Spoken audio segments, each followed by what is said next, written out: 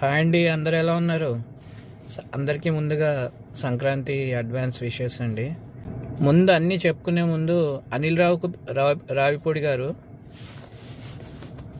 Lit అండి.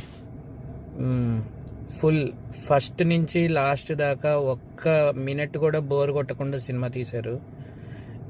అనిల్ రావిపూడి గారి అన్ని సినిమాల్లోకి నాకు ఇది బాగా నచ్చిన సినిమా అండి. చాలా బాగా తీశారు. ఫుల్ పైసా వసూల్ ఫ్యామిలీ ఎంటర్టైనర్, పిల్లలు పెద్దలు అందరూ క్లీన్ ఎంటర్టైనర్, చాలా బాగా నవ్వుకోవచ్చు ఫస్ట్ నుంచి లాస్ట్ దాకా. పాజిటివ్స్ వచ్చేసి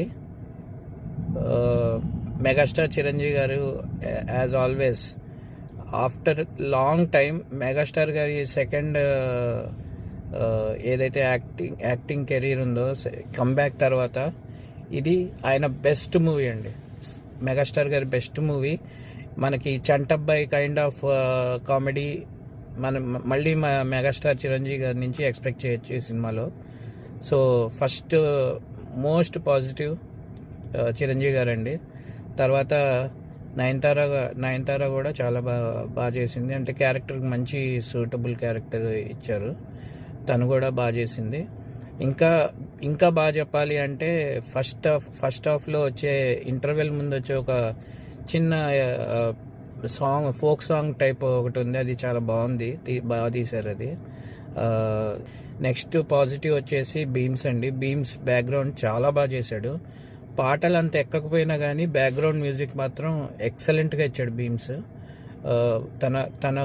తన మాత్రం ఫుల్ న్యాయం చేశాడు సినిమాకి బీమ్స్. ఇంకా అనిల్ రావిపూడి గారు చించేశారండి. పండక్కి మీరు ఏదైతే ఇవ్వాలో అదైతే ఇచ్చేశారు ఫ్యామిలీస్కి. ఇది చిరంజీవి గారి సెకండ్ యాక్టింగ్ కెరీర్ ఎప్పుడైతే స్టార్ట్ అయిందో ఆయన చేసిన అన్నిట్లోకి బెస్ట్ మూవీ అండి చిరంజీవి గారిది. అండ్ ఇది ఈ సంక్రాంతికి చిరంజీవి గారికి మంచి కలెక్షన్స్. అంటే ఆయన కెరియర్లో ఇప్పటిదాకా వచ్చి సంక్రాంతికి వస్తున్నాం ఎలాగైతే వెంకటేష్కి మంచి కలెక్షన్స్ ఇచ్చిందో అంతకు డబల్ నాకు సంక్రాంతికి వస్తున్నాం కన్నా బాగా నచ్చిందండి ఈ సినిమా. నేను వెంకటేష్ ఫ్యాన్ని అయినా కానీ నాకు సంక్రాంతికి వస్తున్నాం కన్నా ఈ సినిమా చాలా బాగా నచ్చింది. ఏంటంటే ఫస్ట్ నుంచి లాస్ట్ దాకా క్లీన్ ఎంటర్టైనర్, నవ్వుకుంటూనే ఉంటాము. అన్ని చిరంజీవి గారి యాంటిక్స్ కానీ ఆయన డైలాగ్స్ కానీ ఎక్సలెంట్.